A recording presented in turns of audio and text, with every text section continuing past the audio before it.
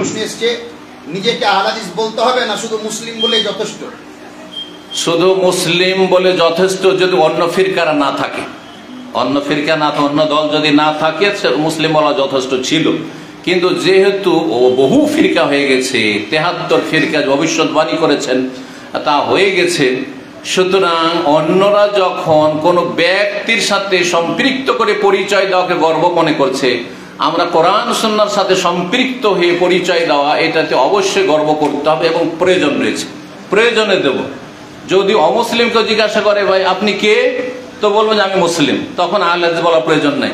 কিন্তু একজন আহলে হাদিস জিজ্ঞাসা করছে যে, না একজন মুসলিম জিজ্ঞাসা করছে যে আপনি কে, আপনি কোন তরিকার অনুসারী, তখন কি বলবেন? বলে আমি আহলুল হাদিস, কোরআন সুন্নাহর অনুসারী। আপনি আহলুল হাদিস বলেন, সালাফি বলেন, মুহাম্মাদি বলেন, বা কোরআন সুন্নাহর সালাফদের অনুসারী বলেন, সাহাবায়ে কেরাম, তাবেঈন, তাবাঈন অনুসারী বলেন, কোন একটা ভাষা অবশ্যই বলতে হবে। আর আপনি বলবেন শুধু মুসলিম বলা যথেষ্ট না, এর গুমরাহ। যারা বলে শুধু মুসলিম বলো, সাম্মাকুম মুসলিমিন থেকে বিভ্রান্ত, এই কোরআন পড়ে ফতোয়া দাও। হাদিস পড়ে ফতোয়া দিয়ে যদি গুমরাহ হয় তর্জমা করে শুধু, তাহলে কোরআনের তর্জমা করে ফতোয়া দিলে গুমরাহ হবে না? অবশ্যই গুমরাহ হবে। কোরআনের সাথে আরো সবকিছুকে মিলাইতে হবে।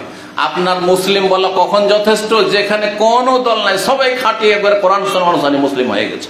জি, যার ফলে আহলে হাদিস পরিচয় দেবেন, এতে কোনো সন্দেহ, গর্বের সাথে দেবেন। সালাফি পরিচয় দেবেন, গর্বের সাথে দেবেন। তোমরা একজন ব্যক্তির সাথে সম্পৃক্ত হচ্ছ, তাতে গর্ব করছো, তো এটা কোনো গর্বের বিষয় নেই।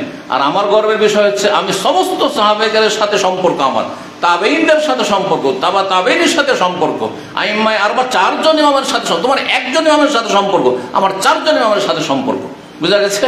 বরং বহু আইম্মাকে, হাজার হাজার আইম্মাকে নাম রাহিমাহুমুল্লাহ জামিআন, তাদের সাথে আমার সম্পর্ক, এরপর গর্ব করবেন। জি।